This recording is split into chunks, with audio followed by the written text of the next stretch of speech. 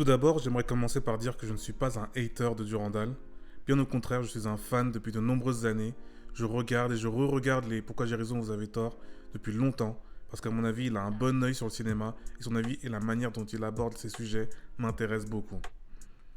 Mais là, pour la première fois depuis que je regarde ses vidéos, je ne suis pas du tout d'accord avec lui.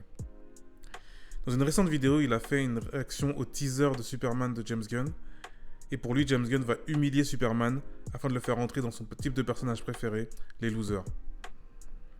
Pour ça, il utiliserait par exemple Crypto, le chien de Superman, le fait de porter le slip rouge, la mèche de cheveux, le fait que dès le début du trailer, on voit Superman battu par exemple. D'après Durandal, et je cite, James Gunn n'est pas fait pour ce projet. Je vais essayer de vous prouver que presque pour exactement les mêmes raisons que Durandal a citées, James Gunn est parfait pour ce projet. Déjà, je pense qu'on est d'accord sur un point. Le truc de James Gunn, c'est pas juste filmer les losers.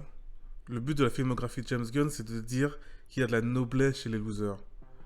Donc on prend des personnages qui sont de première vue des losers, mais quand on regarde plus en détail, ils sont sublimés et on y trouve de la noblesse.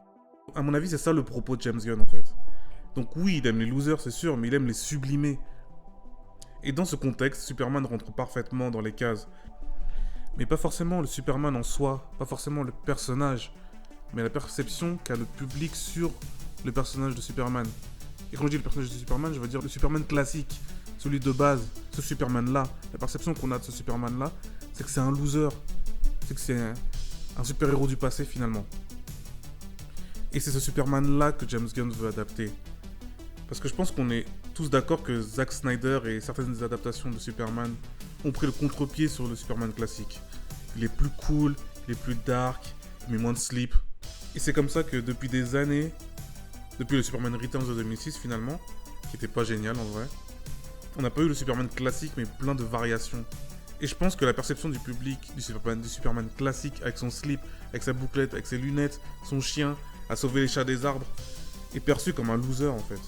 Non pas que le personnage en soi, dans son monde, est un loser, mais la perception que le public, c'est-à-dire nous, a de ce personnage, c'est que c'est un super-héros du passé. C'est un peu méta, mais à mon avis, le but de James Gunn en faisant ce film, c'est de prendre un personnage que nous voyons comme un loser et de le sublimer et qu'on finisse par le voir comme un héros. Et pour affirmer mon propos finalement, j'ai comme preuve le logo. Le logo dans ce film est le logo de Superman dans Kingdom Come. Je vais faire une petite recherche Google parce que j'ai pas lu le comics, mais... Ouais, donc l'histoire en gros c'est... Les super-héros deviennent de plus en plus violents et ont la faveur du public qui trouve les idéologies de bonté, de gentillesse, comme étant ringards des façons de penser du passé. Ce qui va probablement être plus ou moins l'histoire du film, parce qu'on sait qu'il y aura d'autres héros et que Superman n'est pas bien vu du public. C'est censé être nous en fait.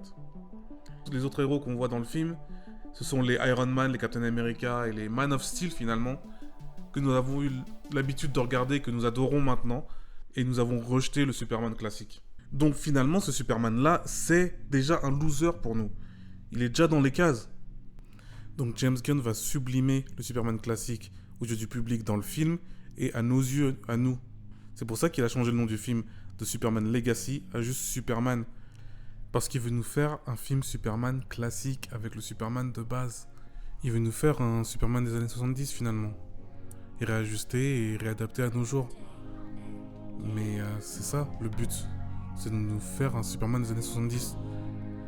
Mais pour sublimer les losers, il n'y a personne de meilleur que James Gunn et il l'a prouvé. Il est excellent pour ça. C'est pour ça que moi j'y crois. Mais bon, maintenant tout ce qu'il y a à faire, c'est d'attendre que le film sorte et on verra bien.